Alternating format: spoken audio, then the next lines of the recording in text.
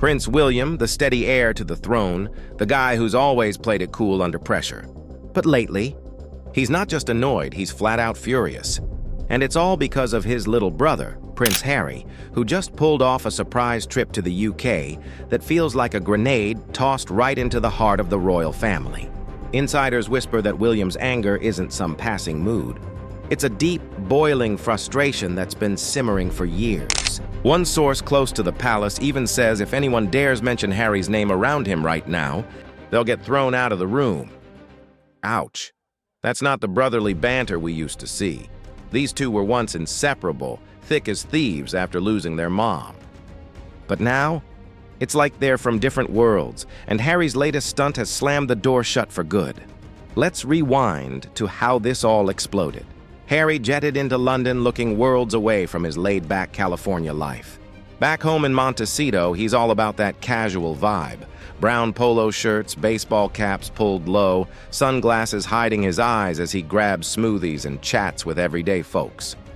It's the man of the people routine that makes him so relatable. But the minute his plane hits UK soil, boom, out come the sharp suits, the confident royal strut, that high and mighty HRH attitude. Suddenly, he's striding through events like he never left the palace grounds. And that's what twisted the knife for William. It wasn't just a quick visit.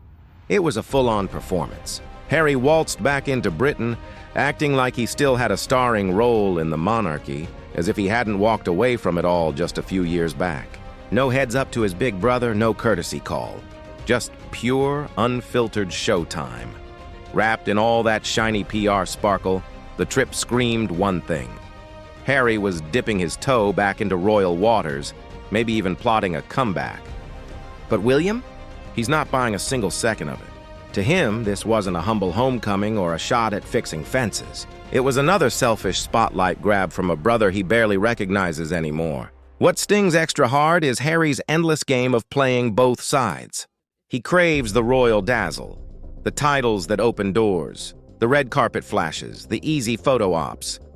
But he also wants the freedom of his sunny California mansion, where he can bash the British government in court, sip those fancy drinks, and drop big bucks on causes to polish his good guy image. It's classic cake-and-eat-it-too syndrome, and William sees it clear as day. The UK jaunt? Total act, zero heart. Sure, King Charles rolled out a warm welcome, or at least as warm as it gets these days. The two squeezed in a quick 54-minute tea at Clarence's house, their first catch-up in over a year. Charles, ever the soft-hearted dad, extended a bit of grace amid the chaos Harry keeps stirring up. But William? That felt like a straight-up slap. While his father plays nice, Harry keeps dropping bombs. Books like Spare spilling family secrets, Netflix docs airing dirty laundry, podcasts turning private pain into public profit. No wonder William's fuming behind those palace walls. The mood there wasn't tense. It was a powder keg. And this trip? It was about way more than a father-son chat. Harry crammed in public spots that hit all the emotional buttons. He popped up at the Diana Award event, a charity both brothers once championed together in honor of their late mom. Walking in solo, no coordination, no invite to William, insiders called it a hijack, not a tribute. It felt like a bold provocation, twisting the knife in old wounds. Then the real jaw-dropper, a dash to Ukraine straight into a war zone for a memorial visit with wounded vets. Emotional speeches, heartfelt photo ops, the works. Did he loop in the palace first? Nope. No chat about safety risks or how it'd look. He says he cleared it with the British government and his wife, Meghan Markle, and that was that. William, next in line and swamped with real royal duties like ribbon cuttings and state gigs, found that baffling.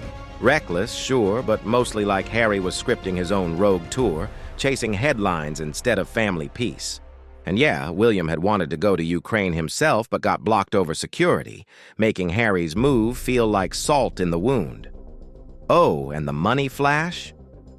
Harry proudly announced a whopping $1.5 million donation to children in need during a Nottingham studio visit. Generous? Absolutely. But waving that cash around mid-royal tour, it broke the family's golden rule.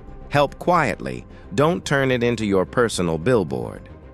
The firm, that's the royal machine, prefers low-key support, not press release parades. Harry can't resist the spotlight, though, and now any bridge he eyed for rebuilding looks charred to ashes. William, once Harry's biggest cheerleader, now views him as a stranger in royal drag. The UK crowd? Mostly over it too. They've moved on, and so has he. Harry's brief stay left a lasting scar on the family vibe. Behind closed doors, it was explosive. William didn't fire off a text or wave an olive branch. His silence screamed volumes.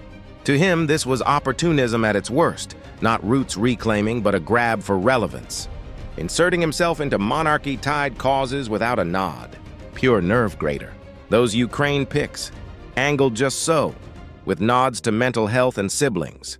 William saw the strings, the engineered feel, especially timed against his own grind. The contradictions piled up like bad luggage. Harry's the same guy who sued the UK over lost security, crying danger at home. Yet there he was, strolling Kiev days after missile strikes, leaning on the government he slammed in court. Hypocrisy? To William, it's a total mock of the crown Harry ditched. Then there's Dad. Charles granting that short meetup? It burned William deep. He's been the rock, standing by through scandals, health scares, crown chaos. Picking up slack, shielding the legacy. And Harry, fresh off global tell-alls, gets ushered in like old times? That's smarted. Royal experts say William's ire isn't trip-specific. It's the endless loop. The bombshells, the interviews, the deals turning grief into gold. He's grieved quietly, never weaponized their mom's loss like Harry did in Spare and Beyond. Now every Harry mic drop feels like a legacy jab. At its core, it's trust, or the lack of it. William doesn't buy Harry's victim's spin anymore, not after the leaks, the accusations of cruelty. Palace insiders buzz about Harry's two-faced hustle, ditch duty, then pop back acting unchanged, curating an image via Invictus and Diana ties without the grind. That Ukraine speech on siblings and support?